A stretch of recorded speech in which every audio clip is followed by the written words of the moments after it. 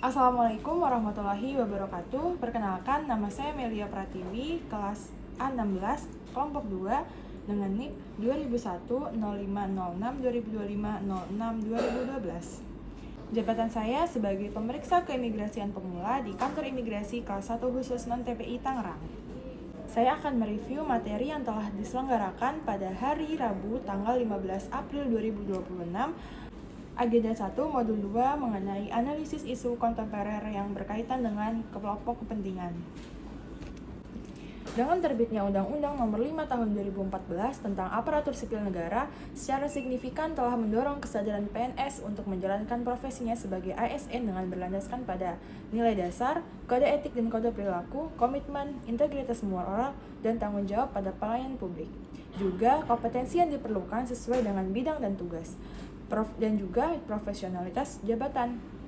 Implementasi terhadap prinsip-prinsip tersebut diwujudkan dengan meningkatkan kepedulian dan partisipasi untuk meningkatkan kapasitas organisasi dengan memberikan penguatan untuk menghadapi perubahan lingkungan strategis secara komprehensif pada diri sebagai PNS.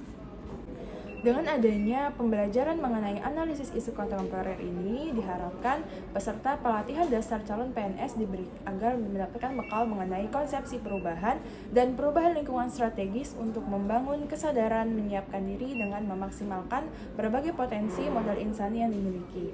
Selanjutnya, diberikan juga penguatan untuk menunjukkan kemampuan berpikir kritis dengan mengidentifikasi dan menganalisis isu-isu kritikal melalui isu-isu strategis kontemporer yang dapat menjadi pemicu munculnya perubahan lingkungan strategis dan berdampak terhadap kinerja birokrasi.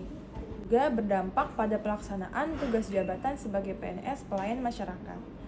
Kontemporer yang dimaksud pada pembelajaran kali ini yaitu adalah sesuatu hal yang modern, yang eksis dan terjadi dan masih berlangsung sampai sekarang, atau segala hal yang berkaitan dengan saat ini. Maka dapat disimpulkan bahwa isu kontemporer adalah suatu permasalahan yang terjadi saat ini dan perlu ditangani segera mungkin.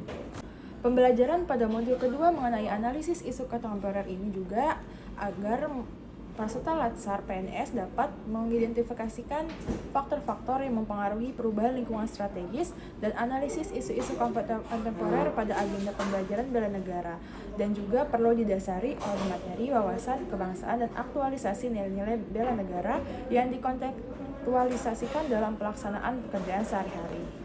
Untuk mencapai tujuan pembelajaran pada modul kedua ini, peserta harus dapat mencapai beberapa indikator hasil belajar. Yang pertama yaitu dapat menjelaskan konsepsi perubahan lingkungan strategis, kedua mengidentifikasi isu-isu strategis kontemporer, ketiga menerapkan teknik analisis isu-isu dengan menggunakan kemampuan berpikir kritis. Beberapa fenomena isu kontemporer yang terjadi di negara kita saat ini yaitu diantaranya korupsi, narkoba, paham radikalisme atau terorisme, money laundry, proxy war, dan kejahatan komunikasi massal seperti cybercrime, hate speech, dan hoax, dan juga lain sebagainya. Pada pembelajaran modul kedua mengenai analisis isu kontemporer ini, kami diajarkan untuk dapat menganalisis sesuatu isu kontemporer yang terjadi saat ini, yaitu pertama dengan tahapan penyelesaian isu, kedua identifikasi dan deskripsi isu, ketiga memilah atau menepis isu, yaitu dengan menggunakan teknik APKL dan juga teknik USG. Adapun teknik APKL yaitu singkatan dari aktual, problematik, kehalayakan, dan kelayakan. Dan sedangkan teknik USG yaitu urgency, seriousness, dan growth. Selain itu juga, setelah kami memilah atau menepis isu, maka dilanjutkan dengan mendalami atau analisis isu, yaitu dengan menggunakan diagram fishbone. Dan yang terakhir, setelah semuanya sudah dilakukan, terakhir membuat alternatif penyelesaian agar isu kontemporer yang dianalisis dapat diselesaikan dengan baik.